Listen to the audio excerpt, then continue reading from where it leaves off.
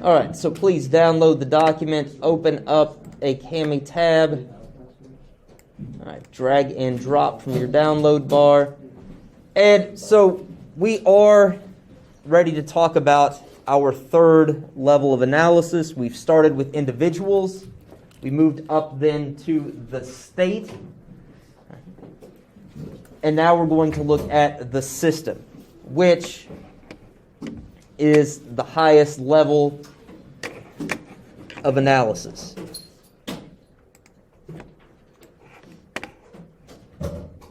Until those ancient aliens guys on History Channel get proved right, and then we have to talk about like some kind of interstellar or intergalactic level of analysis. But for now, we're going to be dealing with this outer layer in our three levels of analysis.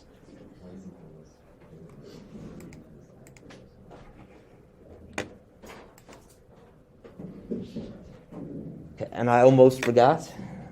We do have a single Pear Deck question.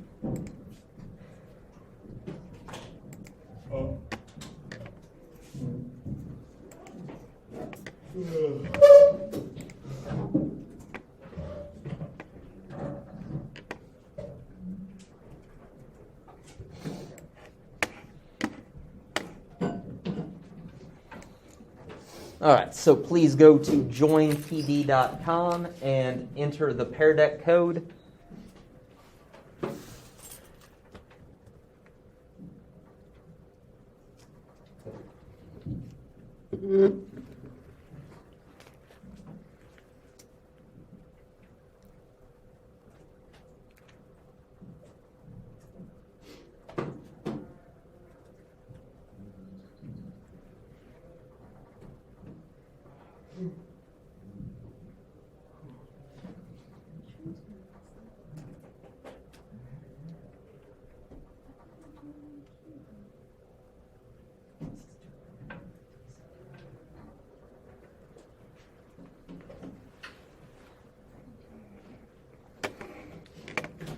All right, that code's going to stay up in the upper right-hand corner right there.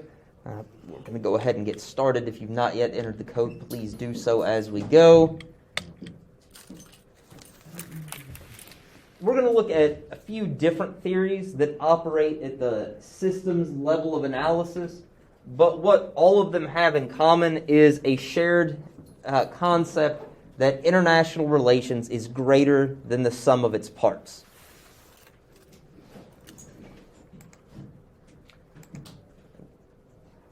Now, to understand that, first let's unpack it a bit and talk about the parts. And parts can be state actors. And state actors would be countries, organizations formed by countries like the United Nations, the World Bank, the International Monetary Fund. And then there are also non-state actors, terrorist groups, mercenaries, pirates, corporations, NGOs like Greenpeace, Doctors Without Borders. Those are non-state actors. And those actors, state and non-state, make up the parts. And those actors are then influenced by their repeated interactions with each other, right? And the various patterns that those take. That's where we get at the greater than the sum of their parts. We don't pretend that we just have the parts and then we just throw them all in there, right? And they're all meeting for the first time. Interactions build over time. Actors learn what to expect from one another, and that influences their behavior now and in the future.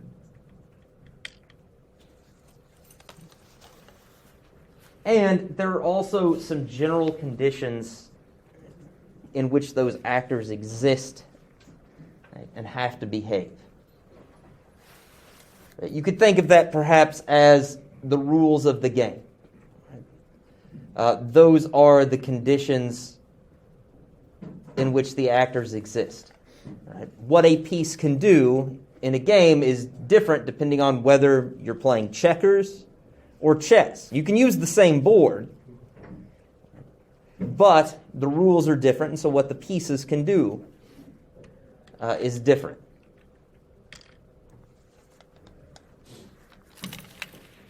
All actors end up behaving in accordance with the influences, the pressures, the consequences of the system.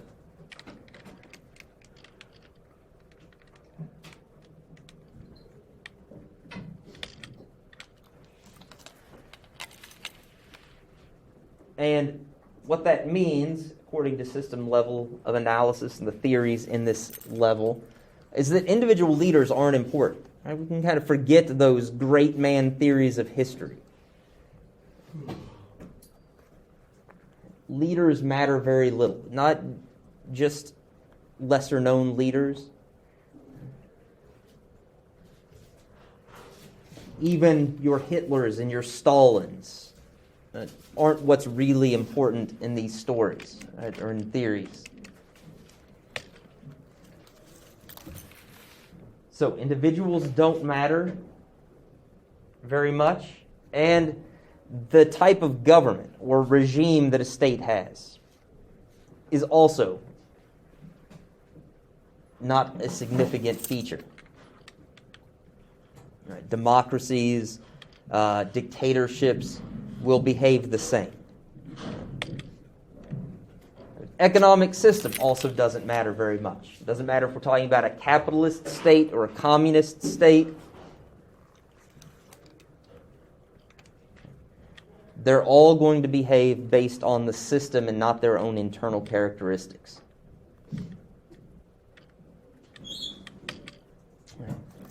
In other words, to go visit the Urban Dictionary, it's a case of don't hate the player, hate the game. It's the game that matters, not the individual actors.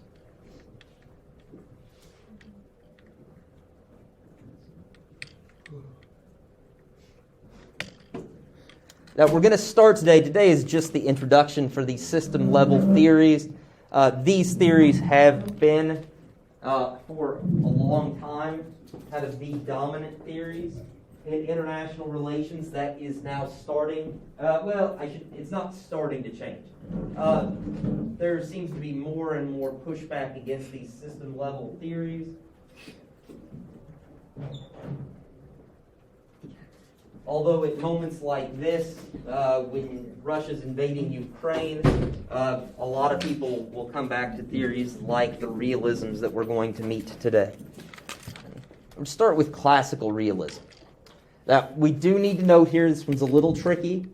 Right? It kind of cheats a little bit and blurs the lines in our clean-cut systems or levels of analysis. Bless you. Because it blends the individual and system levels of analysis. And that's because classical realism makes assumptions about individuals. Right? These theories are really old. Right? I mean, a lot of them go back to, people take kind of really biblical notions of human nature. And so they tell us that individuals are naturally selfish.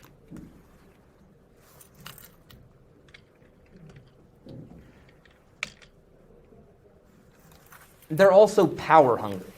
Right? Individuals look out for number one, and they want to be as powerful as they can be.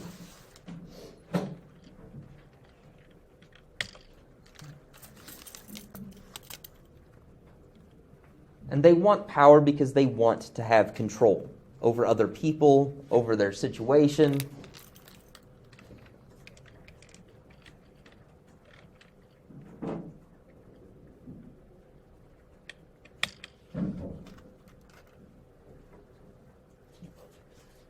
And now we get to the system level here. The key thing to say for classical realists is that the international system is anarchy. Now, before anybody gets too excited, anarchy does not mean chaos. All right? We're not talking about the zombie apocalypse kind of stuff. We're not talking riots and looting. What anarchy means is basically the translation from Greek to English. It simply means there is no hierarchy.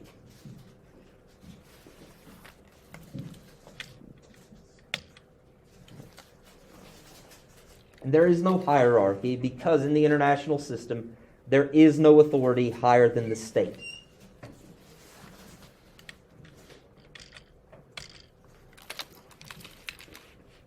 There's a United Nations, but as we've seen, it is not a higher authority than the state. The UN can have most everybody agreeing one thing, but Russia says no and nothing happens. That's how it works. Legally, all states are equal.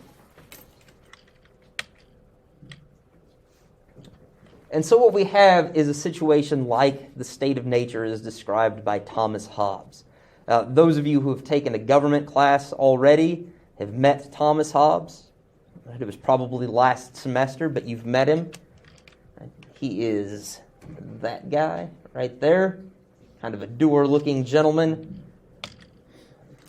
And we'll kind of understand why he looks like he's got a sour stomach. He describes the state of nature. I'll paraphrase this. In his words, it was war of every man against every man. But in this case, we're talking about states. War of every state against every other state.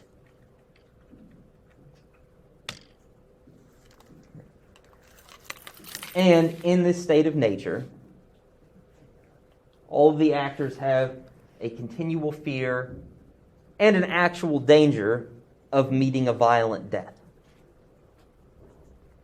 And this does sound kind of like a zombie apocalypse kind of scenario. And it is. Right? For Hobbes, this is the state of nature. Right? If you've met him before, you may have also, whoever taught your government class may have also said that Thomas Hobbes described life in this state of nature as poor, nasty, brutish, and short. So this is not a pleasant place.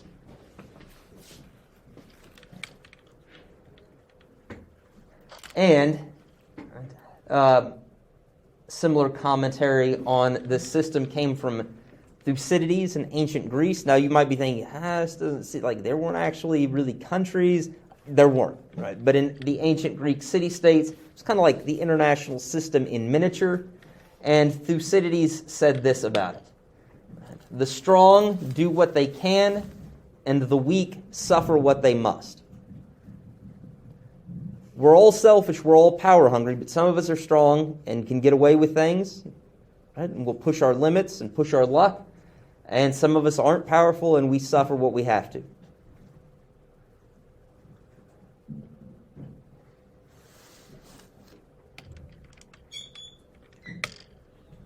All right, and for the pear deck, should kind of spitball here and tell me, why do you think this theory, right, this idea, this view of international relations is called realism?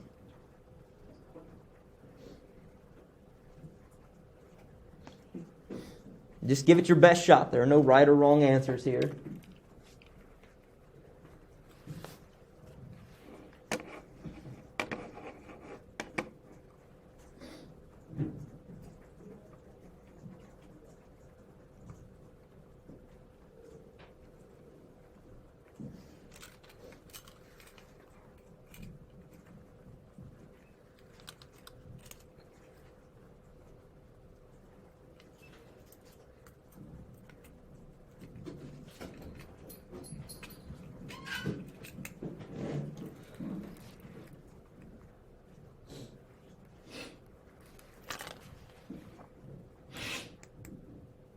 All right, and let's take about 30 seconds more. Some of you are still typing.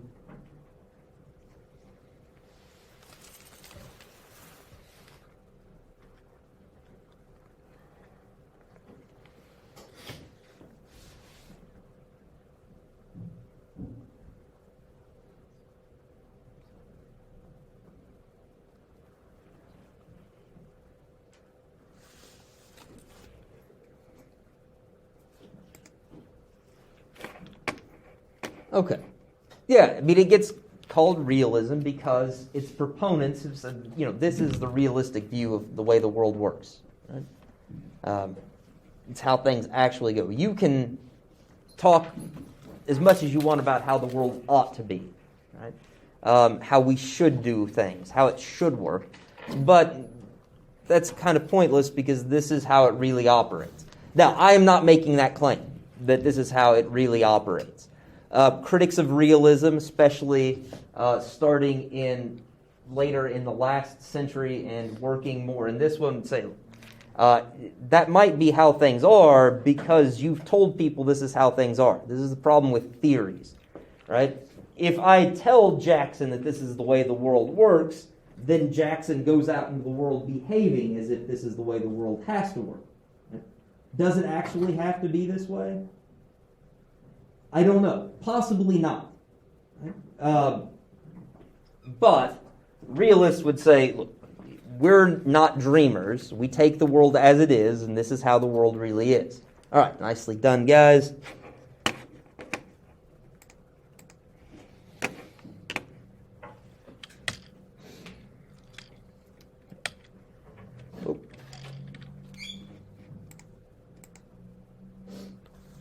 Next up is what is called most of the time Neo-Realism, right? Sometimes also known as structural realism. If you figured this out, classical realism is old and Neo-Realism is new. It really gets its start. The main work on this started in 1979, so it's not that new. But compared to realism with its thousands of years of history, it's new. The reason that somebody decided there should be a new realism is they thought the old one wasn't scientific enough. Right? Who here is a good science student? Brag about yourself a little bit. You like science. You don't have to say that you're good at it. All right, Matt's a scientist, right? And he's like, this whole talk about like Adam and Eve and original sin, making us all born into sin and selfish, that's just not a scientific basis for a theory. It's not saying that it's not necessarily true. We're not getting into a theological debate here, but we need something else as a basis for a scientific theory about international relations. And so they said, look, we'll just cut the human nature out of it. Right? We don't have to have a discussion of whether people are born naturally good or naturally bad. Just cut them out of the equation, and we'll focus solely on that systems level. And the key feature of that system is anarchy. No different from classical realism. And remember, anarchy does not mean chaos. It simply means a lack of hierarchy. Right? You've been familiar with some of these terms. How many of you have recently heard the word oligarch tossed around in the news? Maybe something about their yachts getting seized by European governments? No? You guys, Emma, you've heard about this. All right. So, oligarchs, right? There are several of them. Right? We're not going to name them. Right? But there are several of them because oligarch means ruled by a group. And the oligarchs are these handful of billionaires that kind of run the show in Russia, right? What does England have? She's old. She wears hats. Monarch, right? How many monarchs are there in England? One, because there can only be one, right? Not because this is a Highlander thing. 80s nerds that might be lurking in this classroom. But it means a single point at the top. Right, monarchy. So, anarchy just means there is no top. Right, there's no monarch, there's no oligarch, right? There is no hierarchy at all. And the key actors here are states. Right, again, we've cut the individual out of this. And really, as far as neo-realists go, we can cut pretty much everything else out too. Right? Other actors really don't matter.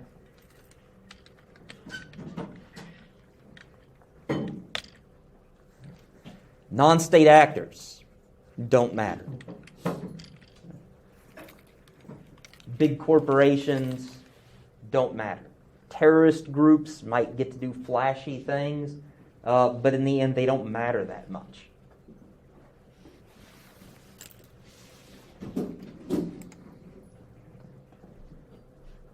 Intergovernmental organizations also don't matter.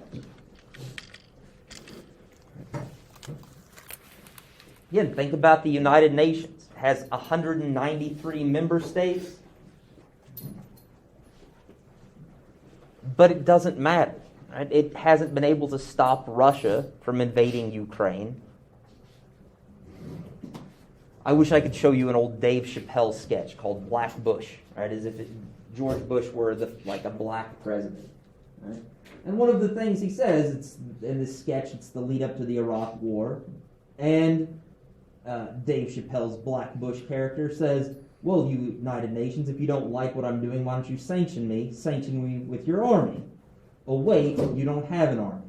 And then it goes on, and basically what he's saying is that the UN, because it doesn't have an army, should just shut up. Right? Which is pretty much what we see happening now with Ukraine and Russia. Right? They don't matter.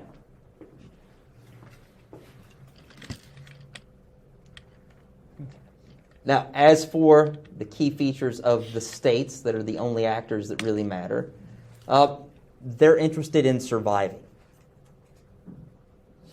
They're not good. They're not bad. They want to continue to exist.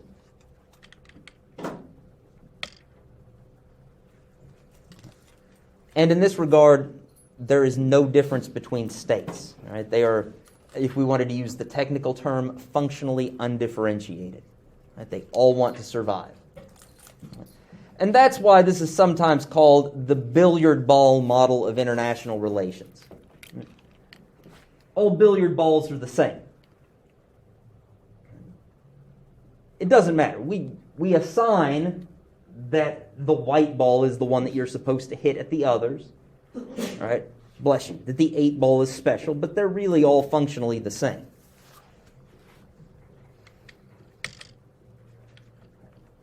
The other key feature of states is power. Right? And when realists, neo-realists talk about power, they mean military power. Right? That's all that matters. Right? You sometimes hear talk about soft power. Right? Realists would say that's silly. Right? That's not the power that matters. Hard power, military power is what matters. Economic power can be part of this hard power, but it is really only important as a way of deriving military power. Right? Having a wealthy economy gives you the money to buy military things. It means you have the industry and the technology to make some of your own military things.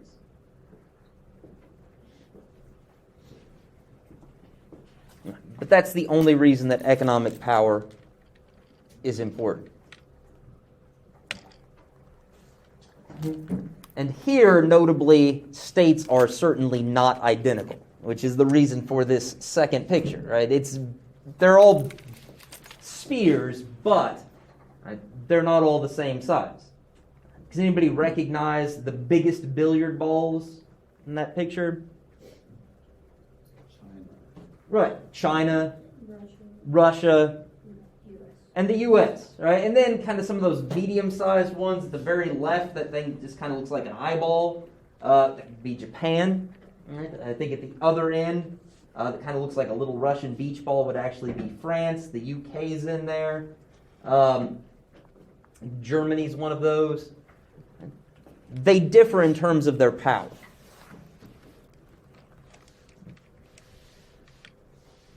Now, if some of you have problems with this idea that a country has an interest in survival, realists say, look, we do know that countries are made up of people and led by people. But what realists would say is, look, forget about we know they're there, just put them in a black box and stop worrying about them. Right? We're just going to assume that states want to survive and that they're all the same in that, but what they're different in is in terms of their power.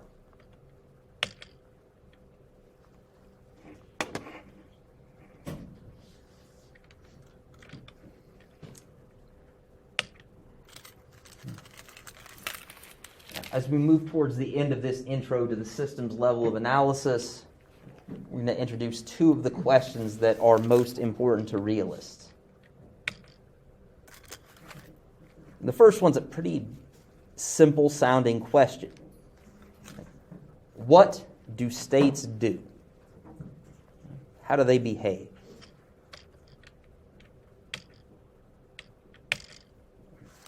The answer is going to be a little messy because realists don't agree with one another.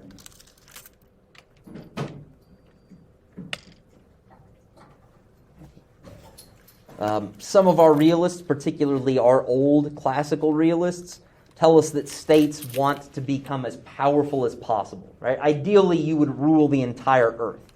Right? It'd be kind of like a big game of Risk. Right? When you only win when you have defeated all of the other armies, right, and you control the entire world. That we could think of as the Thucydides answer. Right? The strong do what they can and the weak suffer what they must.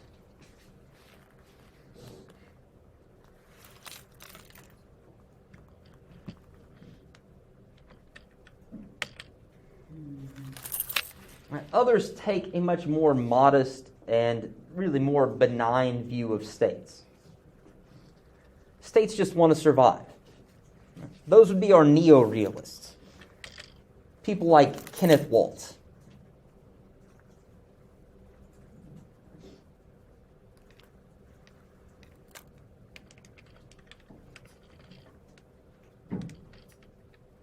Who is the father of neo-realism. And then, right, there's the Goldilocks here, or the middle ground. And it's the middle ground because, look, okay, states want to maximize their power, but only to a point. Right? The idea here is that states want to dominate their part of the world. Like the United States. The United States dominates its part of the world. It is the most powerful state, far and away, the most powerful state in the Western Hemisphere. And it has, for next year will mark the 200th anniversary of this, thought of the Western Hemisphere as its, oftentimes, I suggest you not use this phrase, especially when you're talking to people from Latin America, but is referred to the hemisphere as our backyard. And we've said for almost 200 years now, since the Monroe Doctrine, that everybody else has to stay out of it. And we've not had to do it very often, but when necessary, we have backed that up with shows of force. And so that's what we do. Right? We are what is called a regional hegemon. Or sometimes you'll hear people pronounce it hegemon. And sometimes people get really confused and call it a regional Pokemon. Then you just laugh at them and steal their lunch money. Right? And then you tell them that's how the world really is. Actually, don't do either of those things. Right? But regional hegemon, the word hegemon itself just means the dominant actor. In a country, you might talk about one leader having hegemonic authority, right? Especially if we're talking about like an old feudalism, like feudal system. Right? A dominant family might be the hegemonic authority. And the U.S. is a regional hegemon. In Europe, right, it's a trickier situation. Right? And realists would say that's why there's been so many wars in Europe. Right? Because France has wanted to be the regional hegemon. You've got to knock out Germany and Russia, and that's tough. Right? And the Brits also get involved, and so that's hard to do. Right? China wants to become a regional hegemon. That's also tough because Japan, while not currently a major military power, is still a large and wealthy country that could be a military power if it wants to. And this is the idea of John Mearsheimer. He talks about great power politics as a tragedy, because really all these countries want to do is to be secure in their regions, but oftentimes, bless you, Matt, these regions overlap, and so they end up fighting wars with each other.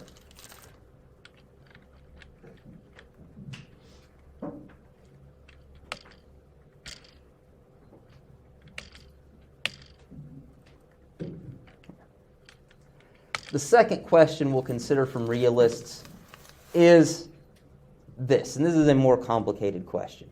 Right? Thomas Hobbes tells us that in a state of anarchy or a state of nature, we will have basically constant war and fear of war because it's a dog-eat-dog world. Right? It's a war of all against all.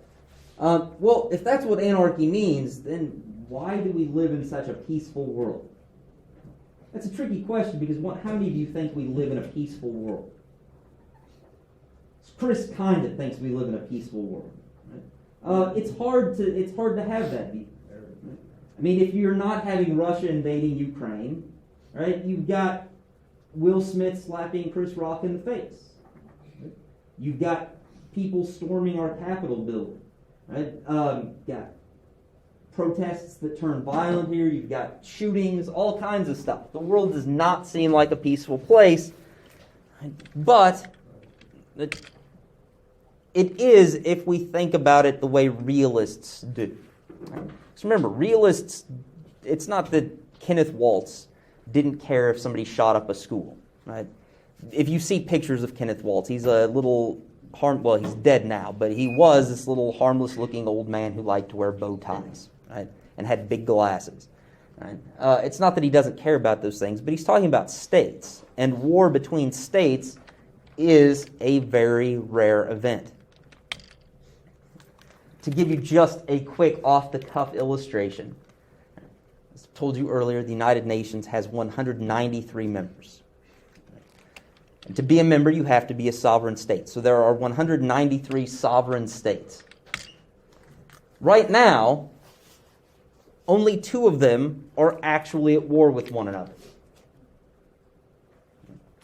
That's it, right? If you do the math, there are tons of different possible combinations of countries that could be fighting wars right now, and they're not. So why? Why do we have peace so much of the time? The answer comes down to something called power balance. Balance of power, power balancing, goes by very different variations on that theme. But the basic premise is this. States will balance power in order to ensure their continued existence, ensure their survival, and to prevent war. Right, sometimes people get really excited about realists because they think realists are people who want to go around starting wars all the time. As if the world is nothing but a big game of Risk. They're not. Some of the people who argue the most against war are some of your most famous realists. Right? Some of your most famous realists thought the war in Iraq was a mistake. Right? How many of you learned about Otto von Bismarck at any point in a world history class? Okay, you've heard of that. That's kind of what happens. Like you did probably at one time maybe learn something about him, but all you remember is that you've heard. That's okay. He is probably the most famous political leader to follow realism. I mean, that was it. One of the other terms for realism is Realpolitik, which is German, because Germans were some of the biggest practitioners of this. Now, if you've heard a word that sounds like Realpolitik in other languages, that's quite possible. It's going to sound a lot the same in French. But Bismarck, he's the guy that united Germany. And he is basically the creator of the modern German state. He made it into the powerful country that it was at the beginning of the 20th century. He also was one of the leaders that cautioned Germany against using its power for military adventures. Right? When every other country was running around the world trying to build empires and colonies, Bismarck said, I don't want any of that. Right? They are stupid, they cost more money than they make, they stretch your military power too thin, forget about it. Realists are often some of the most boring, humble, and cautious people when it comes to what states should do. Now, that doesn't mean that they aren't interested in military power. Right? They're cautious in how they use military power, but they would argue that states can and should build up military power as much as they possibly can.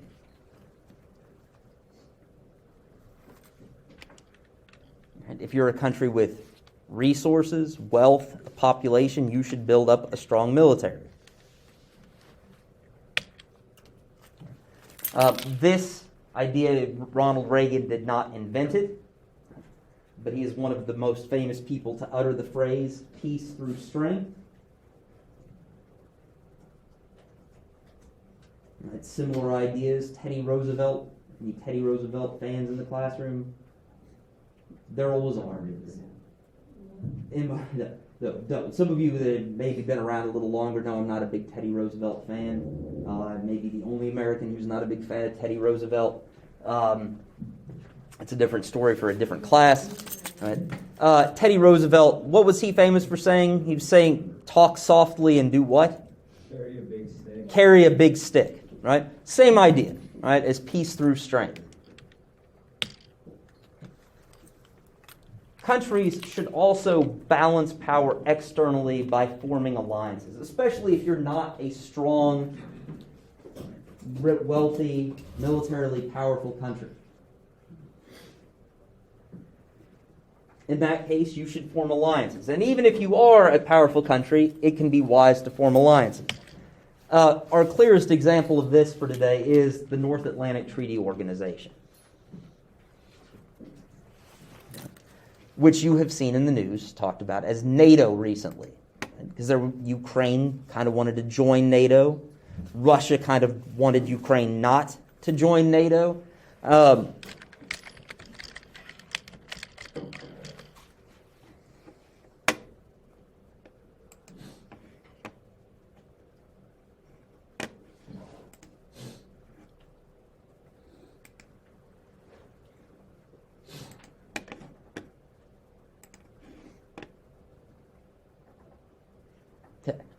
So, obviously not on the map is the United States, but the United States is part of NATO.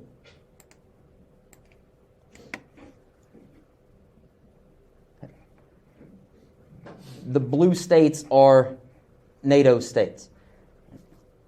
Estonia, Latvia, Lithuania, Denmark. Do you guys imagine that those are military powerhouses? No, they're not. Right? They are small states. They're, especially in the case of Denmark, they're very wealthy. Estonia, Latvia, and Lithuania are trying to catch up, and at least I think Estonia and Latvia are doing pretty well. They're not large, powerful countries. So what they should do, according to realism, and what they have done, is form alliances, right? Join NATO for protection. See if we can get airplay back.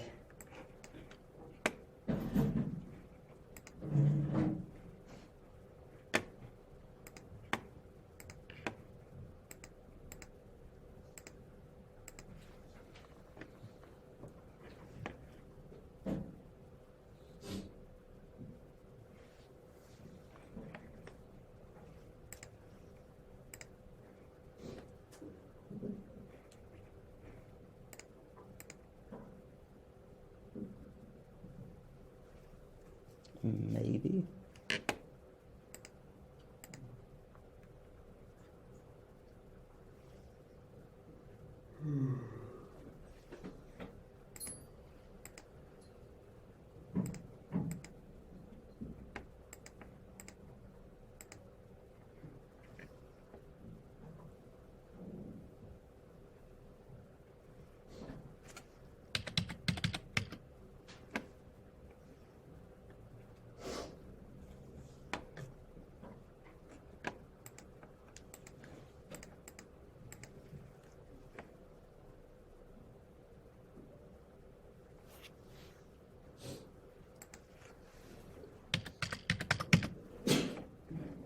Bless you.